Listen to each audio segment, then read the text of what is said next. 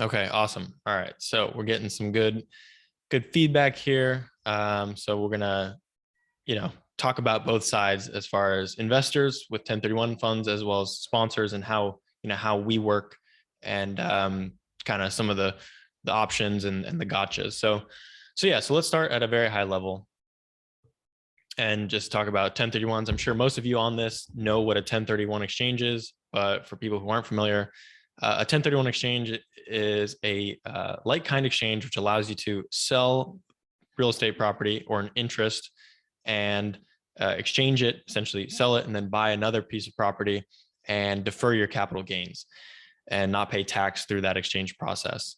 And that's why it's such a powerful vehicle, and especially popular lately with kind of some of the uncertainties regarding capital gains taxes in the future.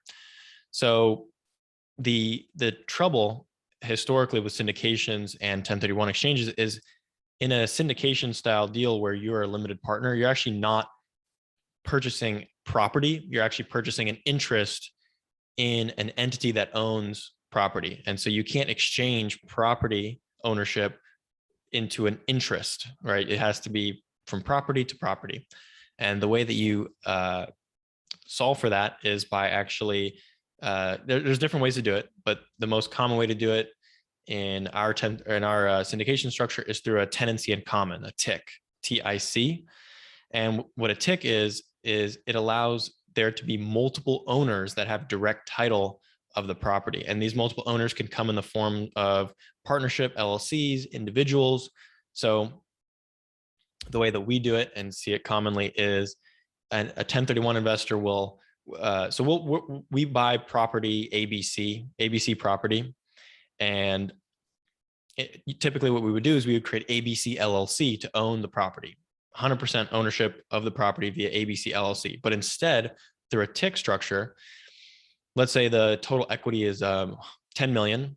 Our ABC LLC can now own 90% of the property, right? With $9 million of equity, and 1 million of the equity can be carved out for another entity, and we'll call it 1031 LLC, which goes on as a direct owner of the asset and is a tenant in common with ABC LLC. And so they both are direct owners, and that's what allows the 1031 exchange to be satisfied, because now that exchange investor sold property and now they exchanged into an interest, a direct interest owning the property. They're on title, and that satisfies the exchange. And that's really key. We have to satisfy the exchange. So the things that make it more complicated are the fact that now we have a limited partner, but through the TIC structure, they're now a direct owner, and they're supposed to be, tenants in common need to be completely separate and have their own rights. And, typical TIC rules mean that everyone has voting, and there's different mechanisms for voting and how that should work. But that creates problem for the syndication, for the sponsor, as well as for the lender. We actually just had a very unfortunate situation where we're structuring a deal. We've got multiple of our investors that are doing exchanges. They've 1031 exchange with us before, but we were working with a new lender, and this lender,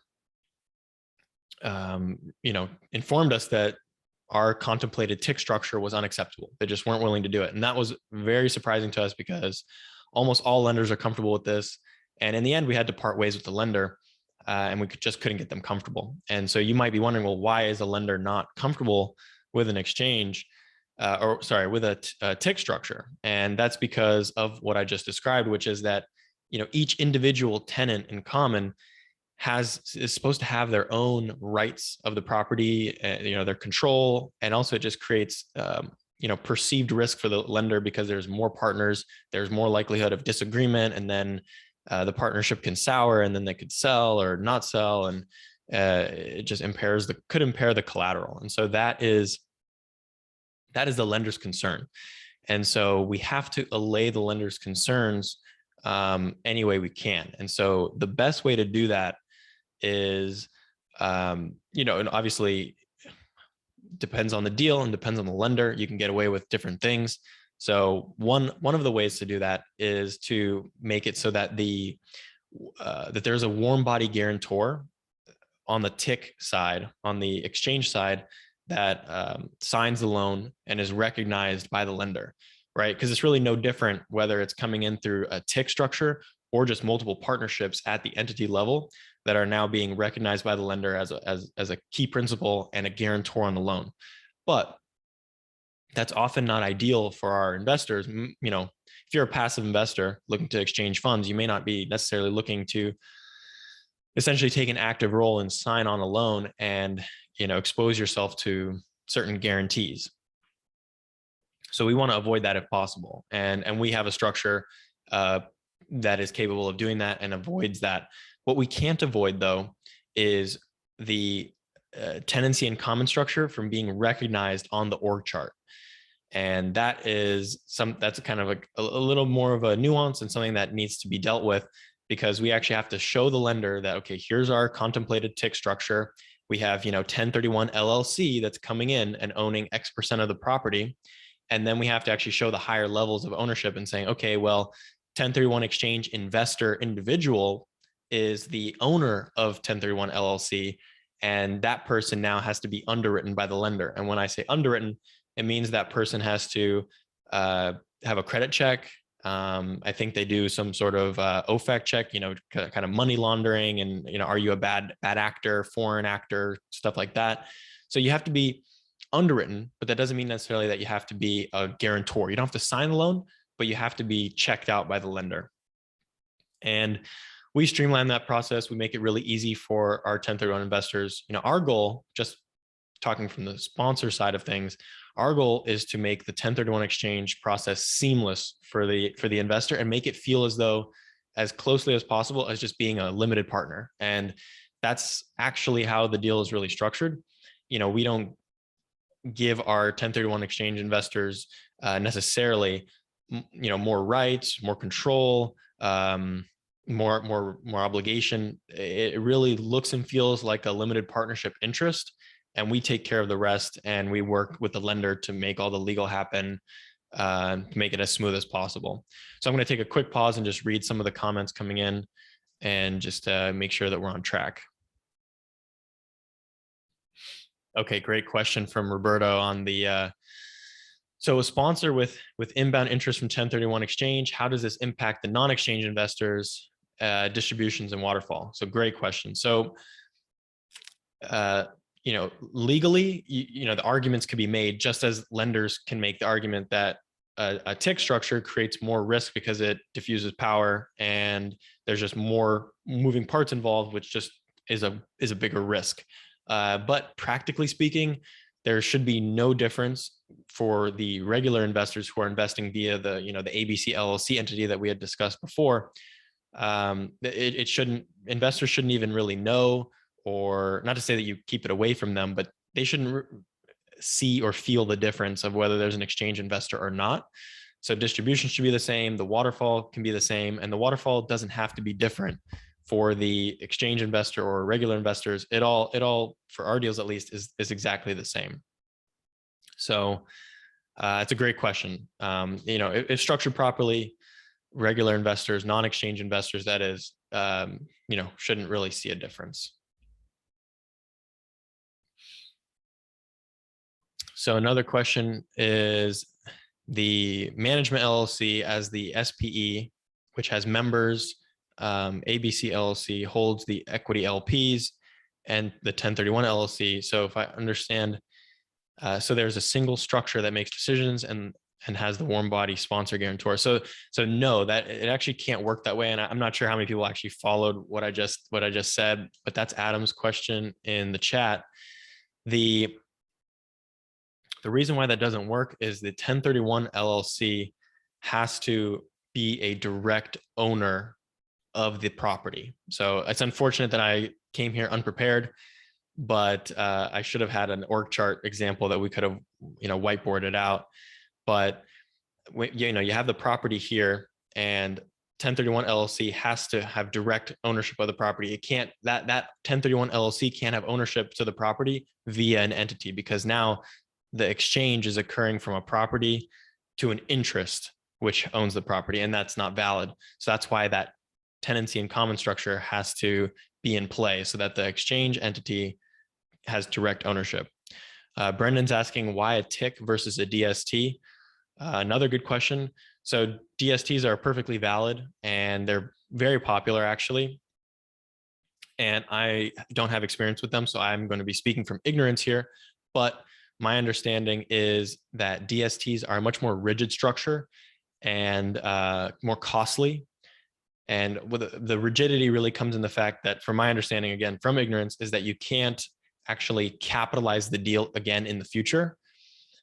So you can't do a capital call. And so what that forces DSTs to do is to overcapitalize the deal up front, and also typically just target deals that have less risk so that there's a lower risk to begin with for a capital call or the need of capital outside of simply the acquisition. So it's a more rigid structure, more costly, and that's why the TIC is more popular amongst investors, who are more nimble, looking to do deals. The savviest of investors, we have family offices and high net worth individuals that 1031 exchange with us, and this is just how they do it. And this gives them the freedom and flexibility to exchange into our deal, and then they can exchange out of it on the back end, and they can go and find their next deal and maneuver around, and it really lets them continue to defer taxes in that way while still being a part of more complex real estate partnerships. Okay, some good questions coming in here, so I'll stick on the questions here for a bit. So question is, do we need a certain percentage of the investors that want to participate in the 1031 for it to be feasible? For example, you have 100 LPs and only 50 want to participate in the 1031 exchange. Okay, so this is an interesting question and brings up a distinction from what we're talking about today. So this question is talking about exchanging the entire syndication entity into another deal. And that's not what we're talking about, but we can explain the distinction and go into that. So, what you can do aside from TICs and having individual investors in exchange into your deal and then out of your deal, you can actually exchange the entire entity. So going back to our property example, right? If we have property ABC here, which is 100% owned by ABC LLC, and ABC LLC is comprised of 100 LPs, that entity, ABC LLC, upon sale of ABC property, can exchange into another asset, right? And so this is where, although investors invested in this asset via purchasing an interest in an entity, that entire entity is able to exchange. And what that allows is all those investors with those interests now are able to participate in the exchange.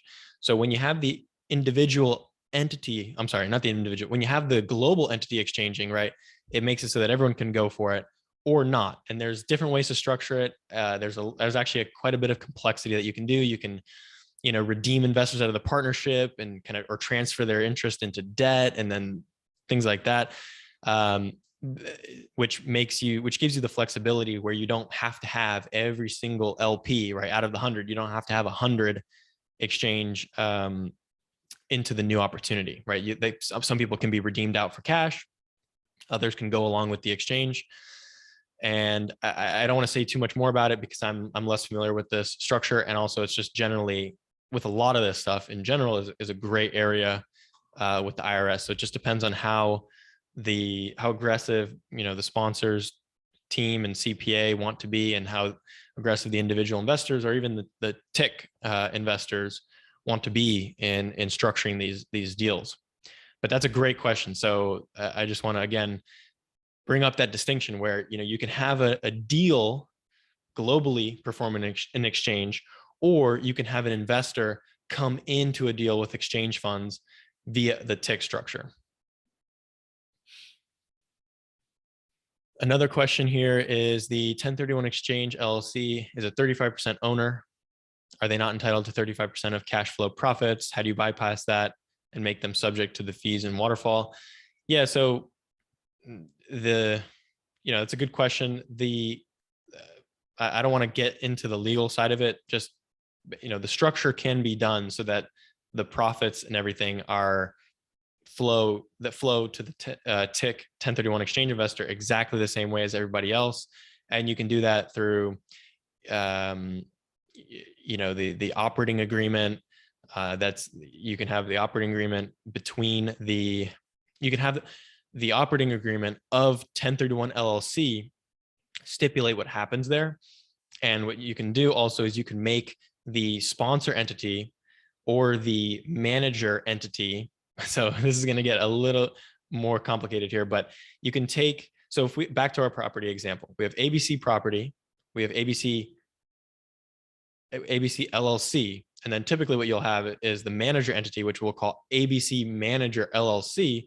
And now the sponsor is the managing member of ABC Manager LLC, and they're usually a manager and a member of the Manager LLC.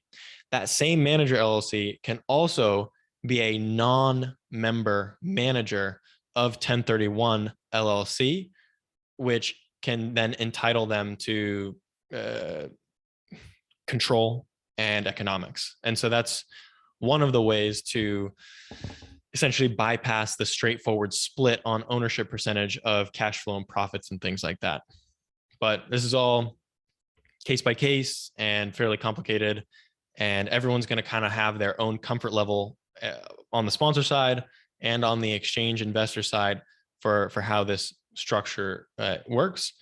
But just know that from our perspective, we've grooved our structure. We're very comfortable with it, and we know how to work the ins and outs depending on the stipulations of our investor or our lender or what have you. So another question is, can a TIC investor come into one of our deals at a similar investment level as other non-TIC investors? And the answer is no. So what we require and what I see other groups require is that a TIC investor invest a minimum of $1 million. We have some flexibility with that.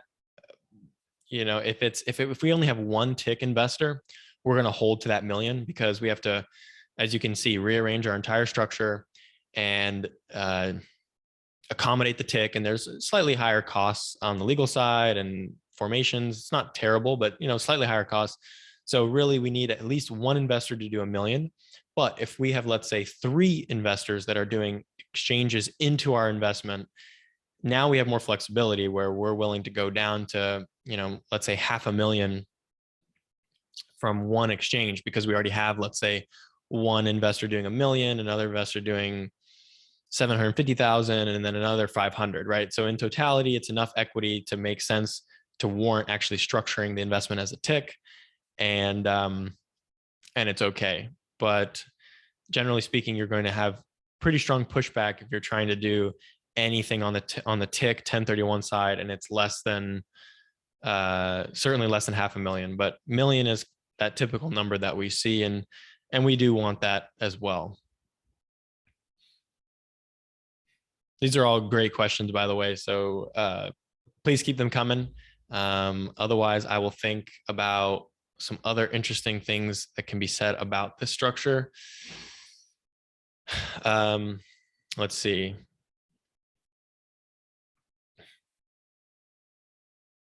So another point is time is of the essence. So time and trust are huge factors of 1031 exchanges. It doesn't matter if you're doing a 1031 exchange in the context of a syndication and a TIC, or you're doing your own, right? As you know, there are fixed time constraints, and that's always there. And then with a sponsor, there's a big trust factor going both ways. So let's talk about the trust factor first. So on the trust side, the trust for the investor is that this deal that they want to invest in is happening, is going to happen, and they're going to be able to actually exchange into the asset, and the asset's going to close. That's the trust on their end. The trust on the sponsor's end is that the exchange investor is actually going to come to the table and fund the investment, and fund the exchange and allow the deal to close, right? Because you can't be left at the closing table and you're missing $1 million of exchange funds and you can't close. You have to scramble for $1 million, and now your whole structure that you took all the time to create with the TIC is no longer valid, and you have to change the structure, which causes delays. So it's really trust on both sides. And And I don't have some easy solution for, oh, hey, here's steps 1, 2, 3 to establish trust and be comfortable from both sides. It's just something that you have to take slowly and go down. But speaking of going slowly, you don't really have the luxury of time for these deals because of all the upfront work that has to go into the structure, as far as the org chart and approvals with the lender, and getting the 1031 exchange investor underwritten by the lender. You really have to get out in front of this and do it as early as possible into the investment. So we haven't quite set up explicit timelines for this, but what we're looking towards implementing is, we typically launch a deal, and then we'll launch a deal live to the public. We'll have a webinar a couple days later, send out the webinar recording. By that point, we'll be maybe 50% subscribed. We'll get more investors in over time, and then about a month later, we'll have funds due, and then maybe 2-3 weeks later, we'll close. But with a 1031 exchange investor, we really need them committed within the first maybe 2 weeks of going live with the deal, because we go live, we need the 1031 exchange investor to commit, and now we need to start onboarding them with all the documents and the lender underwriting and getting all of the the legal done. We have to form their entities, and so that's one thing I'll just throw out there, is that we don't have to do this, but for our 1031 investors, we offer really a full service where we form your LLC for you. We take care of the annual compliance for the LLC.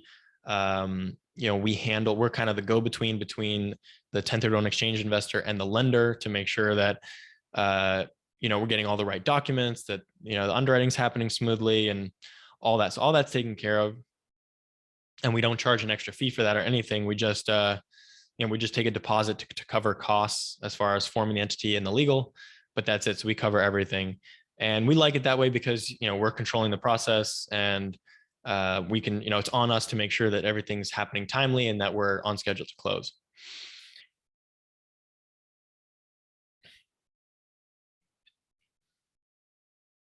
So I kind of forgot my train of thought there, but I've got a question coming in, so we'll answer that anyway.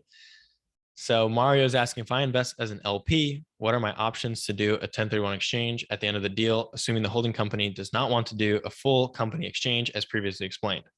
So in that case, you're pretty much out of luck. If you invested as an LP, you own an interest in an entity, and so you can't 1031 exchange an interest.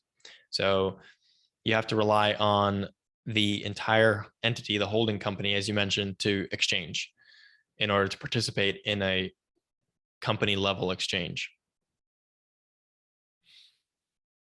What happens when you sell this syndication from the 1031 exchange entity point of view? So that's a good question.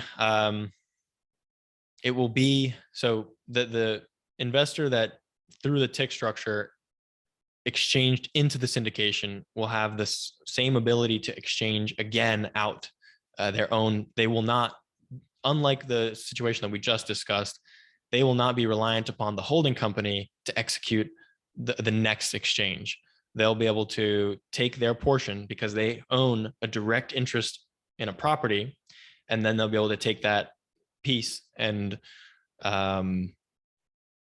work with an exchange company to facilitate a future exchange into anything. They can now go and buy their own property and manage their own deal and 100% ownership and all that good stuff, or they can exchange it to another syndication, one of our syndications, another deal with another sponsor. So it just gives them that ultimate freedom as far as that's concerned. So now I remember what I was talking about as far as timeline. We're looking for our 1031 exchange investors to really give us the nod, in the first 2 weeks. So that way, we're not concerned about them funding in a certain period of time. We're really concerned about onboarding them as quickly as possible to get everything updated with the lender, all the legal set. And so that way we're not delaying closing.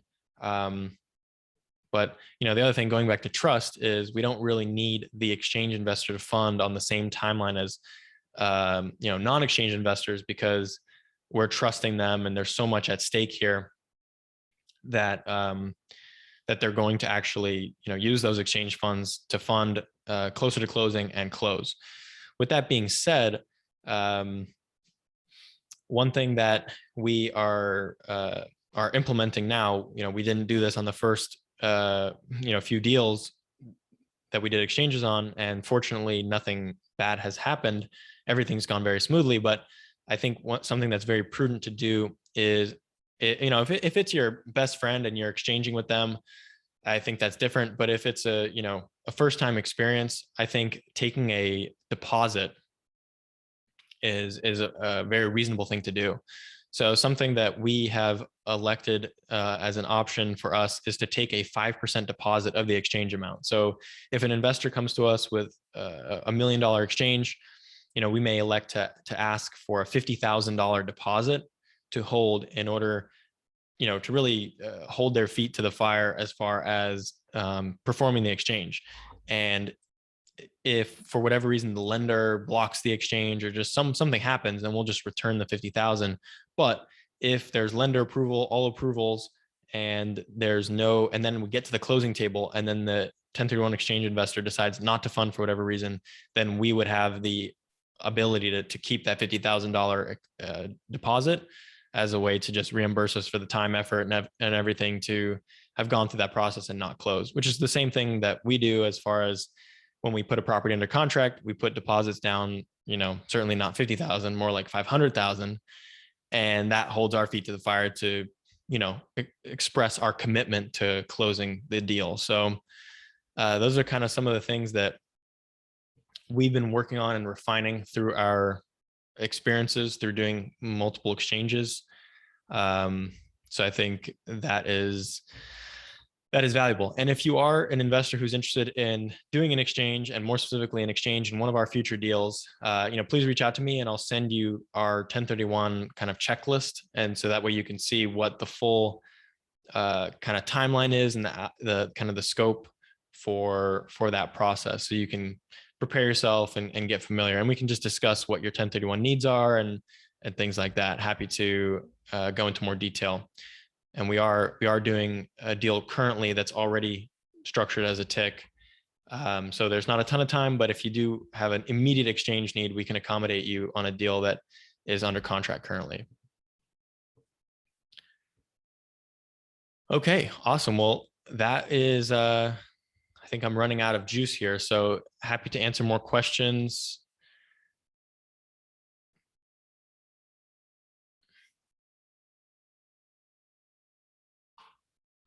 And if not, we can sign off. Thank you very much for joining. So Mark's asking, for the deal that we have under contract now, do we have a normal group coming in? So yes. So, with all of our exchange deals, we still have a regular holding entity that facilitates non-exchange investors just in the same way that a regular deal would. So it is, it's absolutely structured with the normal investment as well. If you're interested in the checklist, then it would be best if you can email me. That's my email, rob@lonestarcapgroup.com. You can email me. I'll get you the checklist. We can jump on a call. We can discuss offline. Thank you very much, everybody, for the interest, and hopefully this was educational. Whether you're a sponsor or a potential investor, happy to share information. And I think this was a great topic that the industry kind of as a whole is learning more about. And that pretty much wraps it up. So thanks again for joining. And this will be recorded. We'll be sending out the recording later today. So feel free to check that out, and I'll see you on the next webinar.